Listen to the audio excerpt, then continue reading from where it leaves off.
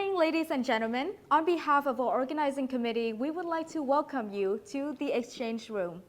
My name is Pham, currently a media and communications sophomore at Swinburne, Vietnam, and I'm very honored here today to be the host of our Exchange Room. I hope that all of us will have a great time together and learn a lot of new knowledge and insights from our distinguished guest speaker.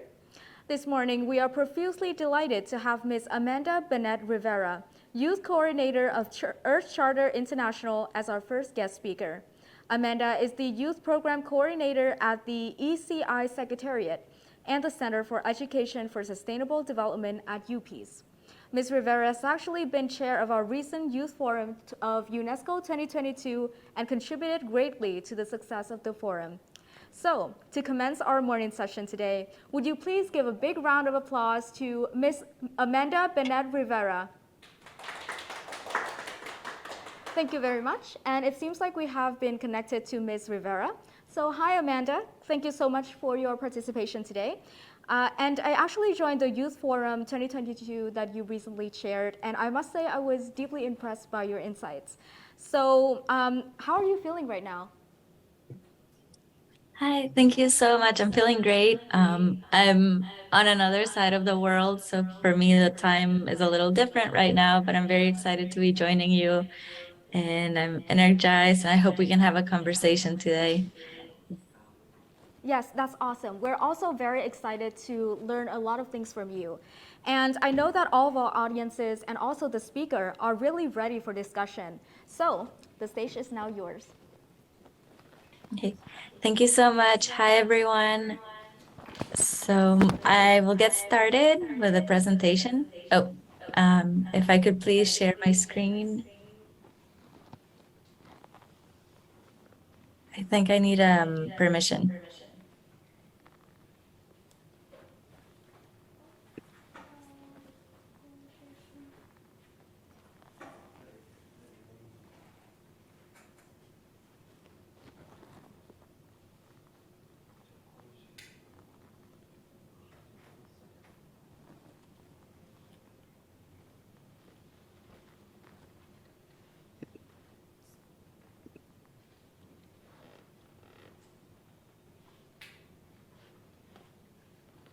So I can begin by telling you a bit about myself. I'm waiting for that. So I am Amanda, as you heard already. I am from Costa Rica, so it's a very small country in Central America. So you have the United States, Mexico, and then you have Central America. So we're one of those small countries right in between North and South America. And well, my country is famous because we have not had an army for years. So that money has gone through to education, which has been really great for our social development. We used to have a lot of cattle farming in Costa Rica. We still do, but thanks to that, we lost a lot of our forests, and because of some public policies, those practices were changed. So now we have a lot more forest again, and we have payments for environmental services and a lot of solutions that are supposed to increase our ecological integrity. So that has also benefited the citizens because we have been able to turn to sustainable tourism for as a livelihood. And so if you ever come to Costa Rica, please let us know. The Earth Charter International Secretariat is on the University for Peace campus. And we would love to host you and show you around. It's a very small university, and the Secretariat has a very small team. But as you will see, we have people working with the Earth Charter all around the world. I speak English because when I was young, I moved to the United States of America. So I grew up in the state of South Carolina, and I had a very different experience over there. I went to elementary school, high school, university, and grad school in the United States. So I've had the privilege of seeing two very different lives in the United States, so one of the most powerful countries in the world, and then in a small country like Costa Rica. So it has been very interesting to see those differences, but also the similarities. And so when I graduated, I studied public policy in the University of Maryland. And when I graduated, I decided to move back to Costa Rica, and I have been here ever since 2017. And so all of these policies that I mentioned about the environment and coming back to Costa Rica and feeling a lot closer to nature, that really inspired me to go back to school again. And now I am studying environment development and peace at the University for Peace. So I know that for this conference, the big theme is global citizenship. So today you will hear a lot from me about the environmental part of global citizenship. Okay, so thank you so much. I see that I can share my screen now. And let's get started. So I took this definition from the United Nations website of what is global citizenship. So it is the umbrella term. There's no defined term for definition across all countries, but we do have some different definitions. So the one I'll use today is the umbrella term for social, political, environmental, and economic actions of globally minded individuals and communities on a worldwide scale. So, as I mentioned today, I will be focusing a lot about our relationship as part of nature and how that applies to global citizenship. So I want to get started just by showing a video, just by showing some images, so we can think about the planetary crises that we're going through. We have health issues, global health issues, we have environmental issues, we still have poverty, and we have solutions, but we need a lot more people on board, and we need a lot more conscience to turn that into action. So let's just get started with this video and a few images.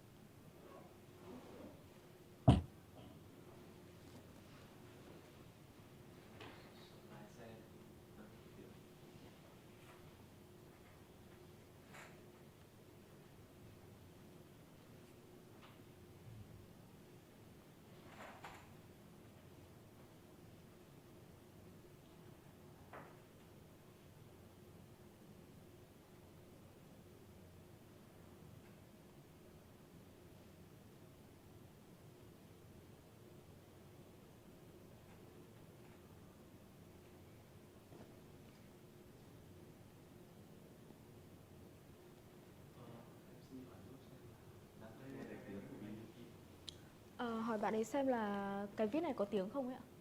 Vừa rồi bạn có nói là hình như là không có đâu ấy ạ. Thế có cần mình hỏi lại không? Bật mic lại mình sẽ hỏi lại. Um, excuse me, Amanda. We would like to ask if the video actually has any sound because in our system it seemed to be muted.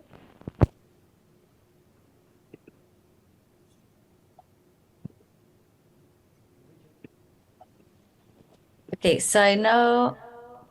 Oh, okay, sorry about the silent video, but what I wanted you to see was the images. So think about your place on the planet. We have one planet.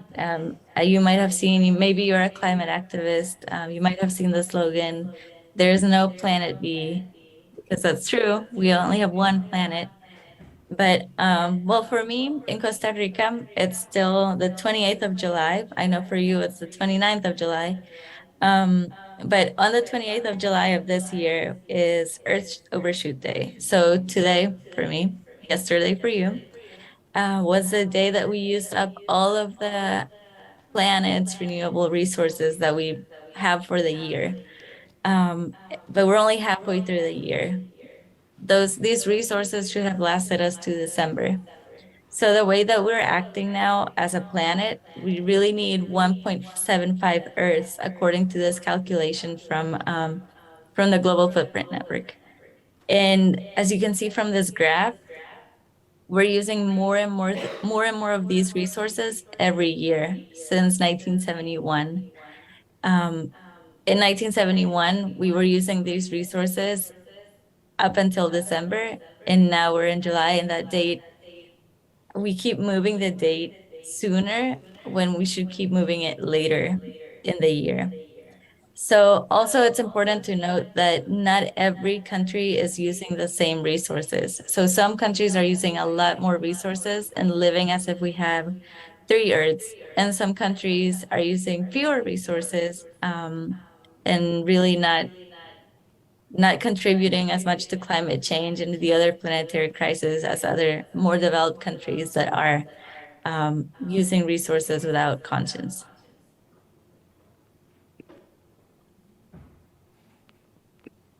So today I join you as representing Earth Charter. So um, I work at the Secretariat of Earth Charter International. We also have an education center, but really Earth Charter is started out as a document. It's now a document that people all around the world are turning into action.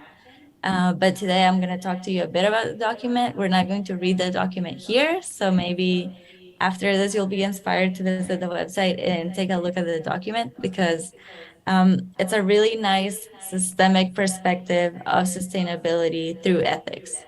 So the Earth Charter document has 16 principles, as I mentioned, powering a global movement, and anyone can apply it. You can apply it in your home, you can apply it in your business, you can apply it in your studies or in your community on a global scale, so that you can begin turning that conscience into action.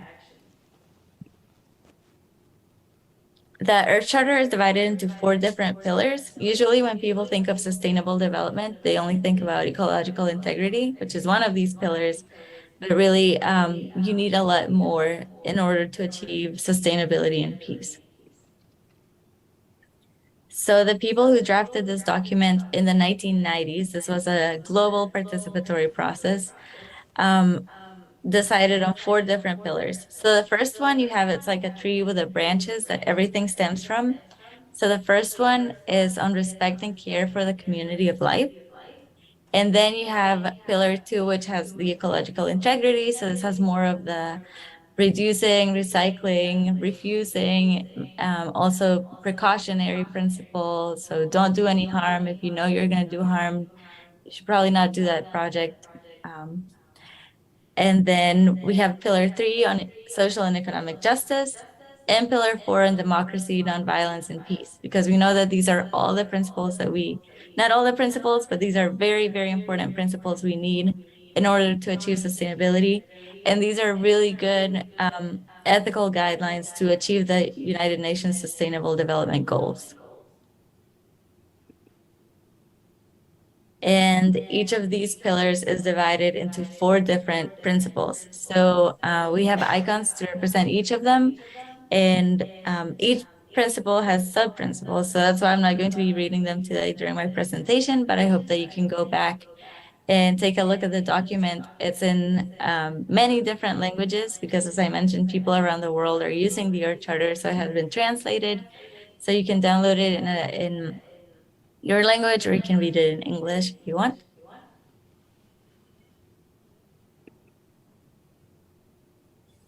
And I can tell you a bit more about the history because it's a pretty interesting history. Um, so this all started in the 90s. And so the Earth Charter Secretariat, the commission members and national committees all organize consultations all over the world. You might be part of consultations now for different things. So this consultation was specifically about these ethical principles that should guide sustainability. And the meetings took place over 5 years. So from 1995 to the year 2000. So this year in 2022, it has been 22 years since the launch of the document. So in 1997, which was 5 years after the famous 1992 Rio conference, so the Earth Summit, a first draft of the Earth Charter was launched, and but many of the revisions were done to that first draft because so many people around the world were commenting on it and adding to it. For example, some people were saying that there should be something about not eating animals, but then some indigenous tribes said no, our tribe needs to eat meat because of our environment. We can't grow certain crops, so we will rely on meat consumption for our survival. So then this wasn't added, but it was those type of conversations through that systemic perspective that got the conversation going and that ended up in one document that was agreed upon by many different people. So in the year 2000, at the UNESCO headquarters in Paris, the final draft was finished and the document was finally launched at a special ceremony in the Peace Palace in the Netherlands with the Queen from the Netherlands and other people who joined the event and share their vision for a more sustainable world. And then after that, there were a lot of endorsement campaigns, so people signing on to the document. It's very hard to get a country to sign on to the document because some of these principles are hard for countries to agree upon. For example, demilitarization. Um, so, if you study environmental law, you will see that it's very hard for a country to sign on to very strong principles because then these principles can be used to protect the environment. And there are a lot of personal interests that keep countries from doing that because of economic interest. So if you want, I encourage you to read it, and maybe your organization will want to endorse the Earth Charter, or your university. Many universities around the world have endorsed it. Institutions such as UNESCO and the IUCN have endorsed it, and individuals can endorse it as well.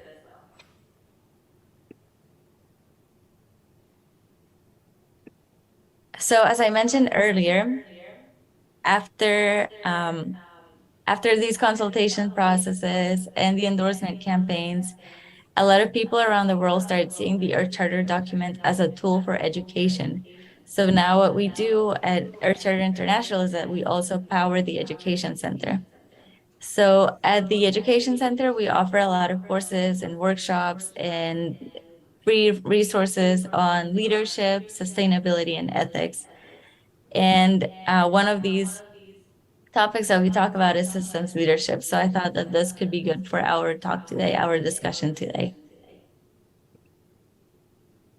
So first, I want to talk about systems thinking, and I want to give you an example. So let's look at a tree. Let's think of one tree, any tree. So what is it? Is it a source of food? Is it a source of wood? Is it a source of beauty and inspiration? A source of oxygen? A shelter for animals? Is it shade for humans? An ecosystem of smaller plants and animals linked to that tree? Defense against soil erosion? A living thing, or a sacred creation? So, what is a tree to you? Sometimes you could ask someone, what is a tree? And maybe they'll only think of one thing. And then you'll talk about to someone else and they'll think of another thing. And if you decide to cut down that tree, then you'll have these different interests challenged. And that's when conflict could arise. So, I don't know, sometimes you think of tree huggers, of the people who protest whenever a tree is being cut down. But this is because people have different ideas of what this tree is. And it's not only about trees. We see these types of conflict everywhere, all over the world, in a small community all the way to a global scale. We see how people view through their worldview the object or the issue at hand as different things.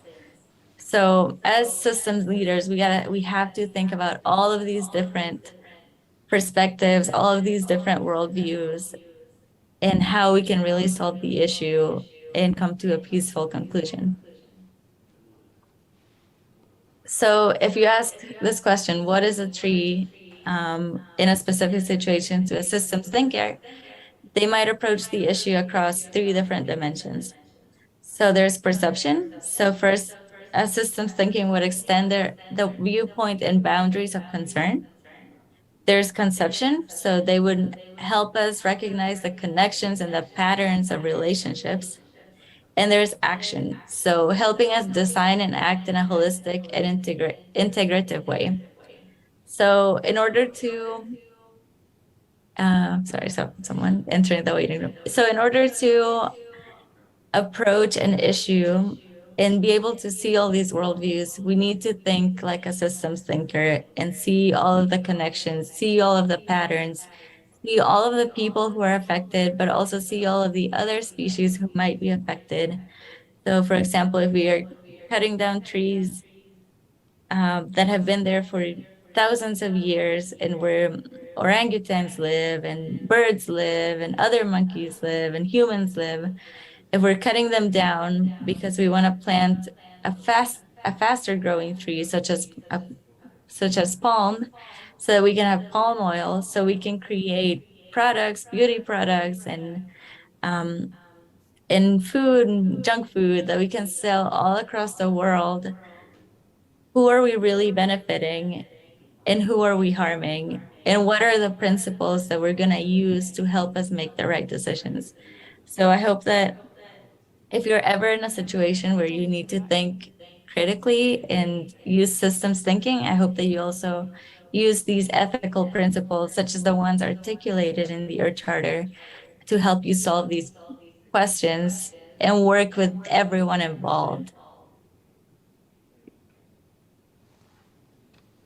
This is an example of an activity I have done in one of the courses we facilitated the Earth Charter. So here you can see the Sustainable Development Goals, and here you can see the 16 Earth Charter principles.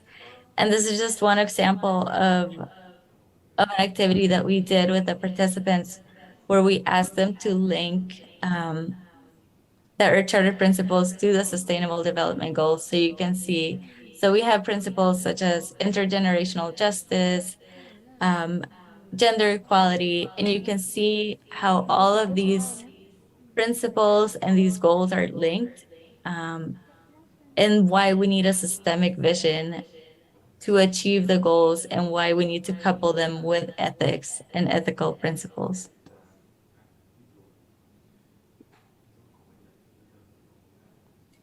Okay, so now I want you to take the time and think of a world leader. So just the first person or one or two people that pops into your head when you think world leader.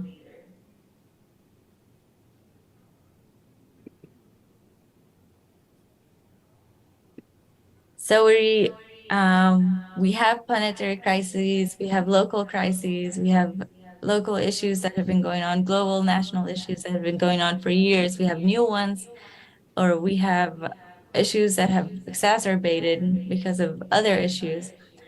So everything is getting even more complex and interconnected. So this is demanding a new kind of approach of leadership. So when you thought of a world leader, did the person that you think of exemplify systems leadership? So is this a person that you think considers all of these things, expands their worldview, thinks ethically, thinks about the system through systems thinking, thinks about the community and works with the community by building coalitions and advocacy? And is it someone that also exemplifies leadership, ethical leadership, by collaborating and showing their leadership skills?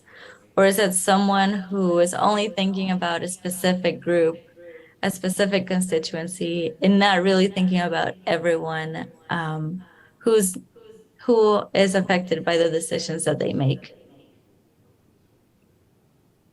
So if you want to learn more about systems leadership, I think it's a very interesting concept, very something that we really need, something that we need to think about every time we vote, if we have the opportunity to vote, at every level, even at your university, even on your student council. I think we really need this systems leadership and this systemic perspective so that the people that we elect as our leaders, really take into consideration everything that we need to think about when making ethical choices and when facing ethical dilemmas.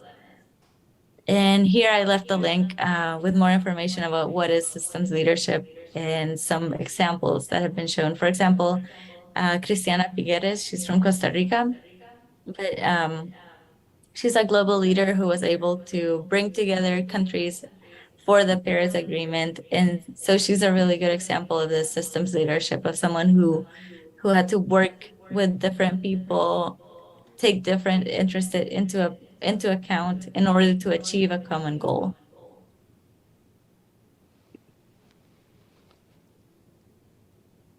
And yes, in life as leaders, because we're all leaders, it's not just the people that we elect into power, but it's also us as well in our influence that we have.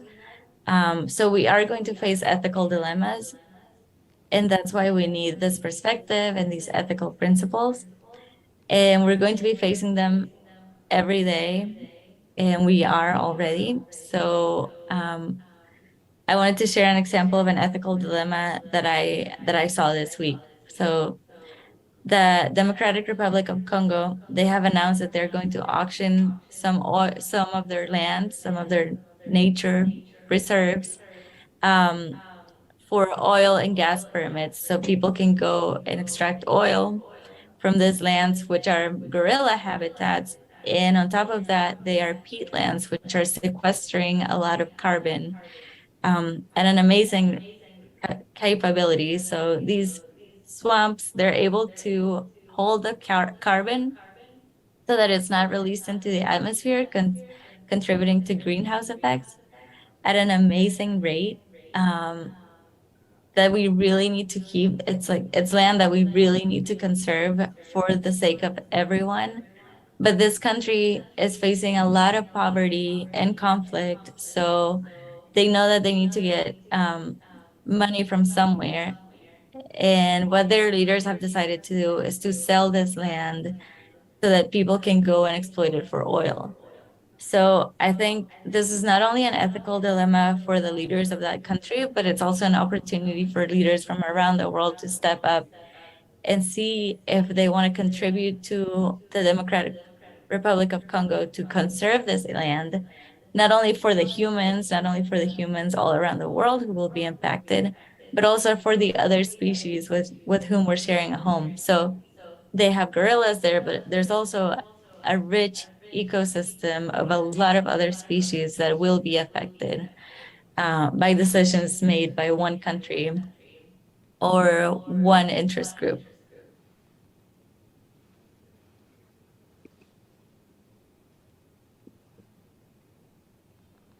Okay, so now I want to ask you, just for a little interaction. So, what actions can we take if you reflect a bit? So, everyone can take an action, and we can take action at every level. And we need to take action because first we need to inspire ourselves, and then we need to inspire everyone because we need everyone on board. We need doctors on board, we need lawyers on board, we need religious leaders on board, we need students, we need teachers. Everyone needs to get on board if we want to tackle these challenges that are interconnected and that we need to work together as countries, not just taking care of our local communities, but also our one planet that we share. So I wanted to ask you, what do you think? What actions can we take at every level? You can mention any action that can contribute towards a more just, sustainable, and peaceful world as part of our global citizenship. So I am going to stop sharing that and then we can go to, oops, 1 second. And we can go to this other screen.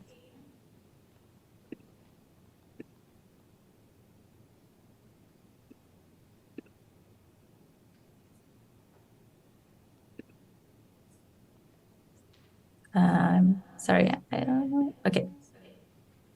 So if you go to this website, menti.com, and you type in this code, you can type in your action. So let's see I want to hear from all of you. So what actions do you think you can take? Or we can take together? Ai đấy phát biểu với mọi người. Nghĩ đi. And you would use your smartphone for this. Or your computer, if you have your computers with you. Thế à? Trời ơi mọi người ơi, cố lên, đừng để guest một mình. Ừ. Ờm, Mọi người cứ tương tác với cô đấy nhá, tao nghĩ câu hỏi để hỏi cô cũng được.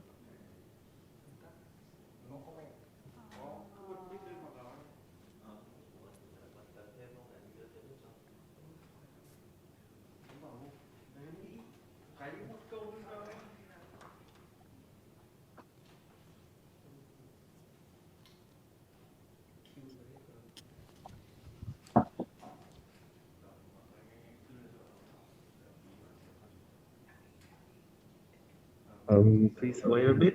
We're having a discussion about it. Okay, yes, sounds good.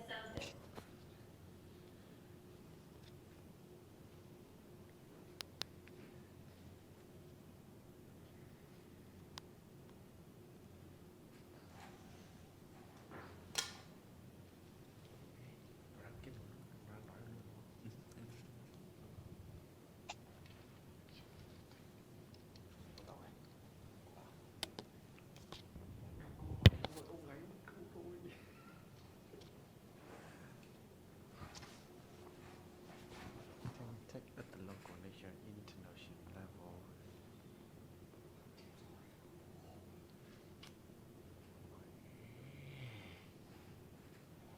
So it can be a small action like clean up a park in my neighborhood or read let's see.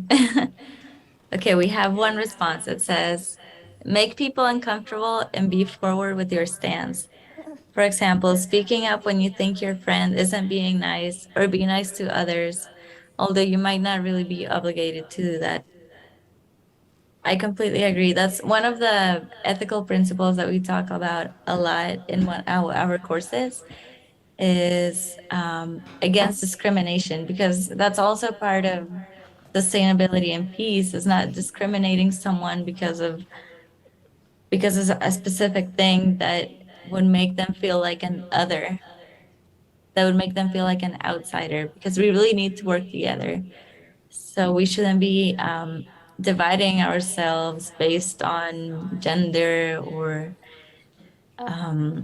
nationality, any other differences. Like we should really be celebrating the diversity that we have, because this is going to give us more perspectives and more solutions.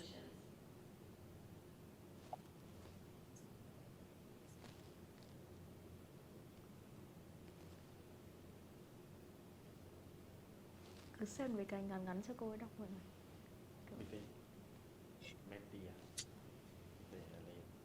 Okay, so for the sake of time, I am going to just leave you with that question, and thank you so much to the person who answered. I really, really like this answer. I think it's a really good example of global citizenship. So I'm going to leave you with this question so that you can think about it. Maybe you can go home and talk to someone who was not present at this conference and talk about what you learned today and tomorrow, because you're going to be having a lot of interesting conversations. You're going to be networking with a lot of people. You're going to be talking about issues and solutions. And we really need to spread these outside of conferences. We need to take them everywhere, to our homes, to our businesses, everywhere.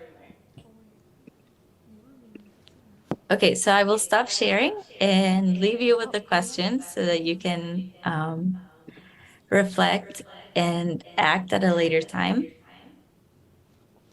And I wanted to let you know quickly about an app. So we have a social media app. It's like Instagram for sharing the sustainable development goals and our charter actions. So if you look for it on your smartphone, you can go to the Google Store or the Apple Store. It's called Mad Thing. because it's mapping and acting. So you can look for this. It's a free resource, and you can see what people all around the world are doing towards the SDGs and the Earth Charter principles.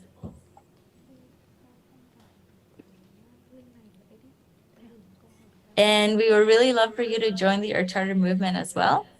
So we have, as I mentioned, we're a very small team at the Secretariat in Costa Rica, but we have people all over the world working on this. So if you go to our website, you can click on these dots and see what people are doing in your countries. Read about the history of your charter in your country, and see what educators and young leaders are doing all over the world. Okay, so the next steps. So you could read the Earth Charter and to commit to applying these principles and turn them into action everywhere. As I mentioned, you can connect with an affiliate nearby or a partner nearby. You can plan your own event about global citizenship and sustainability and use the Earth Charter. You can take a course with us at the Education Center to become an Earth Charter Young Leader. I will share some information about our course coming up. You can become an educator as well. You can organize an event, or you can share your story with the EBGC network. So as the youth coordinator, I work very closely facilitating this course. It's an online course on leadership, sustainability, and ethics. So we talk a lot about the issues that I mentioned today. And we always have a global discussions because we always have participants from all over the world. The next course is starting on the 26th of September and it lasts 10 weeks. So we will be finishing in December. It's 7 weeks of discussions and meetings, live meetings through Zoom. And then at the end, each participant will plan their own workshop so that they can continue multiplying these lessons and sharing their passions with an audience of their choosing. And so it's really interesting because we're able to fight discrimination by getting to know each other. So you never know who you'll be having a conversation with in the course. It could be someone from a country completely far away from yours, or it could be a neighbor. You never know.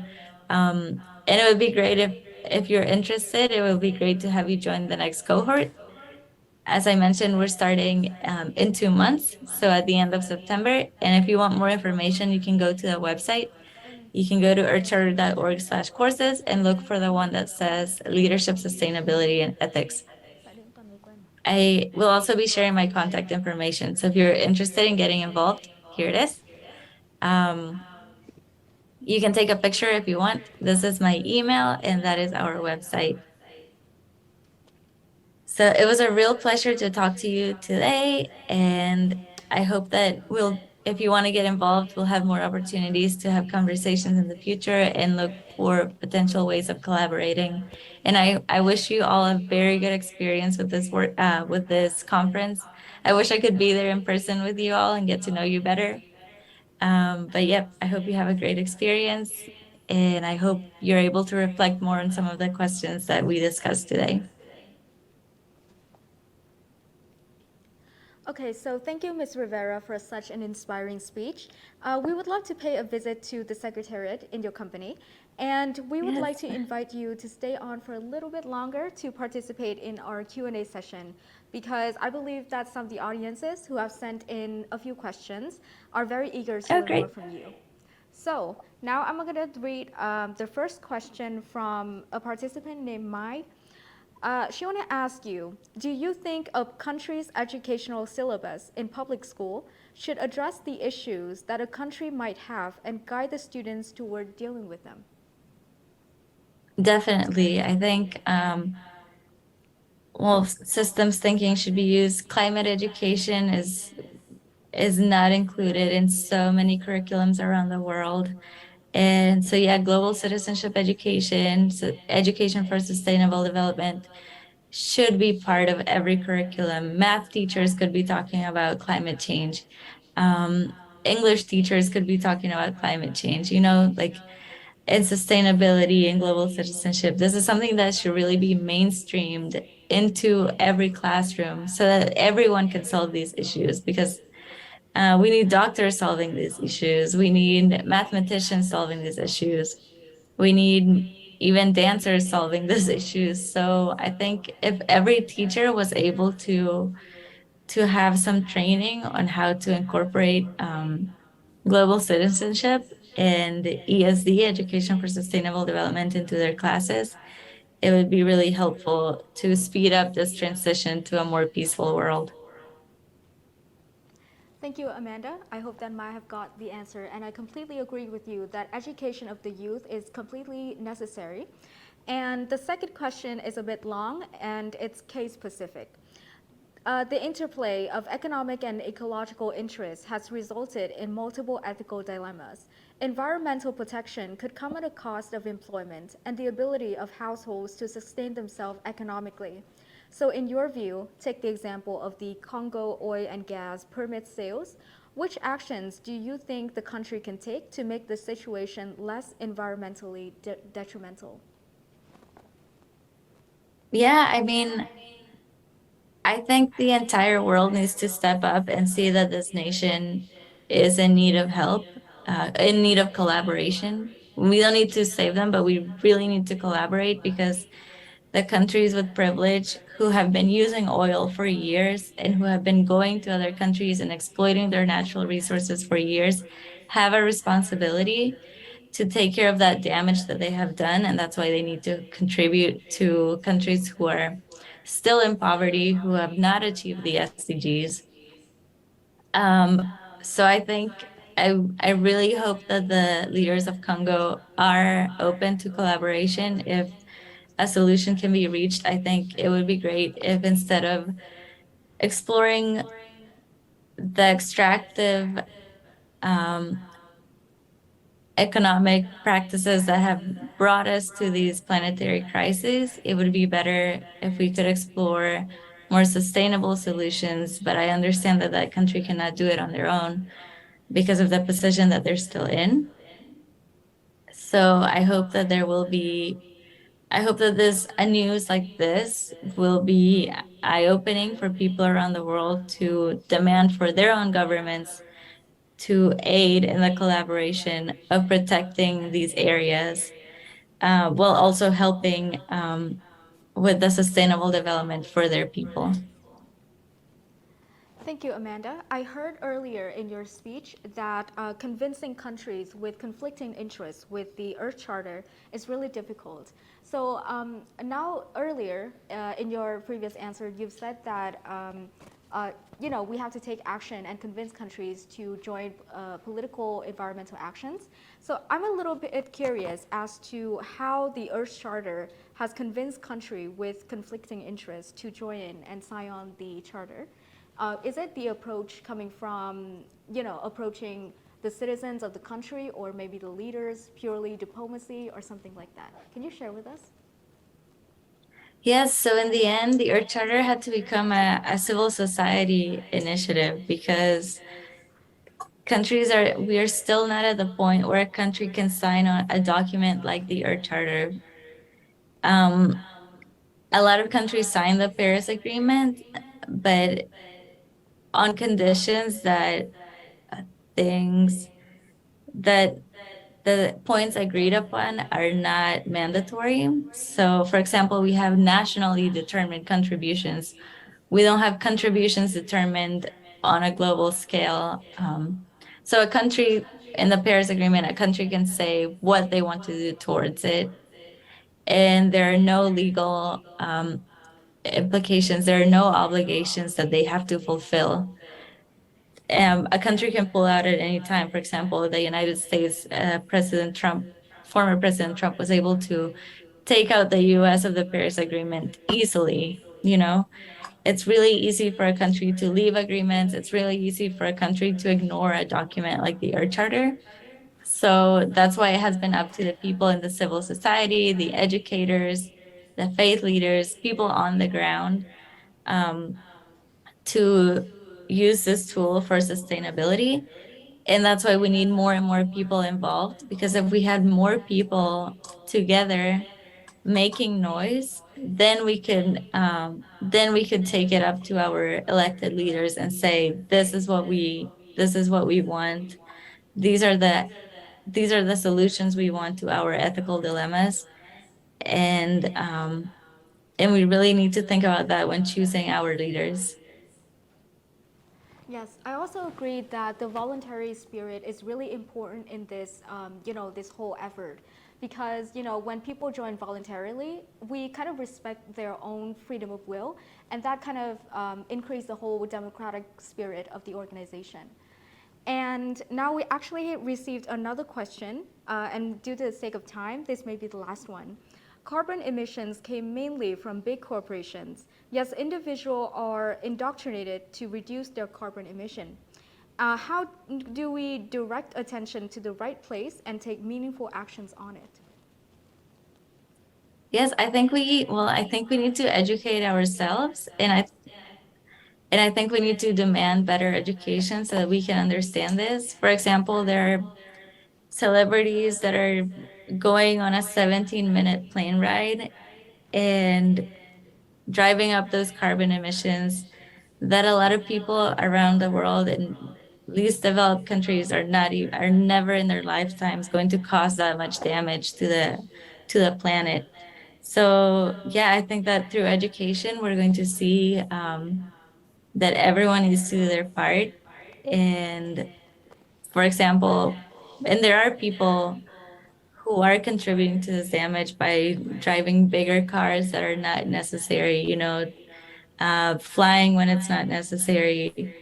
So I think that's why it is still important for us to consider our personal choices, because they do add up.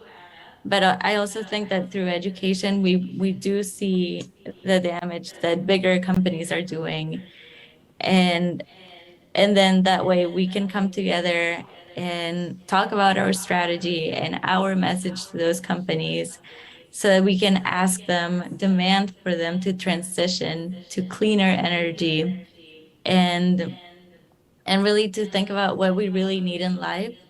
There's this really nice quote from the Earth Charter that it's really about being more, not having more. But we're not going to achieve that mindset if we are not all on board together. Yes, thank you, Amanda. I also agree with you that when it all boils down to self-education and a change of mindset, we have to recognize that consumerism and the capitalist economy we have today is not good for the environment, and we need to educate that to the youth. So for the sake of time, that would be the end of today's session. I would like to once again thank you, Ms. Rivera, for such an inspiring speech and for your time and effort, and also your very meaningful insights.